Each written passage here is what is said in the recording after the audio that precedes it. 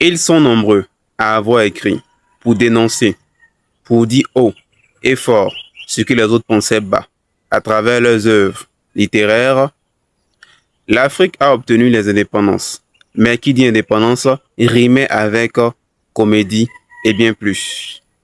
Eh bien, si tu veux savoir de quel type d'indépendance est-ce que je vais parler, ou encore quel auteur, quel livre que je vais aborder, reste jusqu'à la fin de la vidéo. Je suis Johnny, bienvenue sur ma chaîne Johnny Auteur. Toujours avec les auteurs de la deuxième génération. Ces écrivains qui ont écrit pour dénoncer le pouvoir politique. Nous sommes juste après les indépendances. Et dans les années 70, une vague d'auteurs africains va commencer à écrire pour dénoncer le pouvoir politique. C'est bien le cas de Alioune Fan Touré, dans son livre Le siècle des tropiques. Cet auteur guinéen, à travers son livre, fait allusion précisément à ce qu'a vécu l'Afrique durant cette période. Nous sommes dans le livre.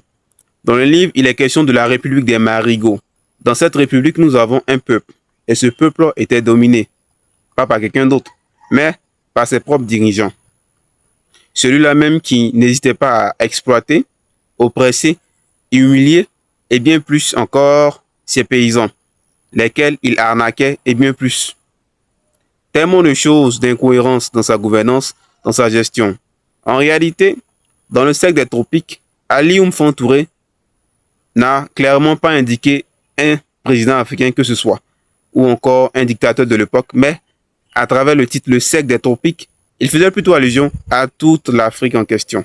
Généralement l'Afrique négro-africaine, l'Afrique noire. Là où les cas de dictature étaient vraiment sanglants.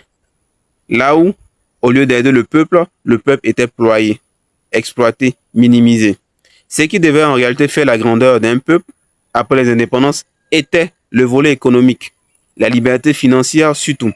Quand tu contrôlais ton économie, tout ce qui avait trait à l'argent, au jet, ce qui voulait dire en réalité que tu étais au-dessus de tout. Mais quand ton argent, depuis l'extérieur, était géré et que ces mêmes venaient s'installer chez vous, avaient tout à leur botte, s'enrichissaient pendant que le peuple mourait de faim, là il y avait problème. Et c'est bien cela, cette forme de dictature qu'il dénonçait, qu'il clouait hier au pilori. Il avait raison de le faire, car l'Afrique, après les indépendances, nous vivions des moments vraiment terribles. Ce qu'il écrit hier se répète encore aujourd'hui. Ce roman est sorti en 1972. Nous étions au siècle dernier. Ça fait maintenant une cinquantaine d'années qu'il est sorti. Il a été Grand Prix littéraire d'Afrique noire en 1973.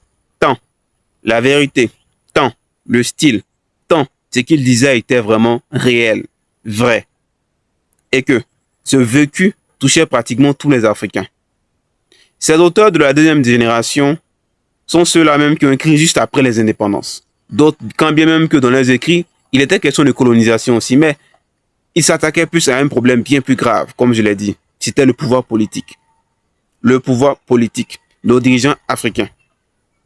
En Afrique, bien avant la colonisation, il y avait des systèmes étatiques bien avancés que ceux de l'Occident et bien plus. Comment gouverner notre pays, comment gérer nos institutions, les droits de l'homme, et tout ça existait déjà en Afrique, bien avant tout cela. Mais le plus important était de savoir que nous avions à l'époque des dirigeants qui étaient en place pendant longtemps, et même qui mouraient à leur poste.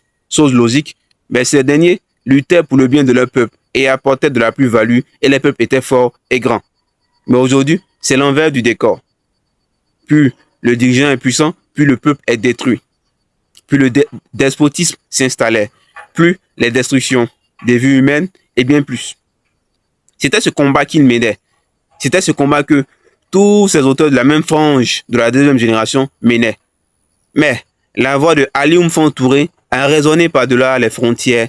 Merci d'être resté jusqu'à la fin de la vidéo. Maintenant, tu sais de quel auteur dont il s'agit. Tu sais de quel livre dont il s'agit. Alioune Fan Touré, Le siècle des tropiques. Tu sais maintenant ce qu'a vécu l'Afrique à un moment donné à travers son écrit, à travers son livre. Ici, chaque semaine, tu ne trouveras que des histoires d'auteurs africains et africaines, des livres, des critiques et bien plus. Pour ne rien rater, abonne-toi, active toutes les cloches de notification pour ne rien rater. Dis-moi en commentaire, connaissais-tu Alioune Fontouré à part aujourd'hui? À bientôt.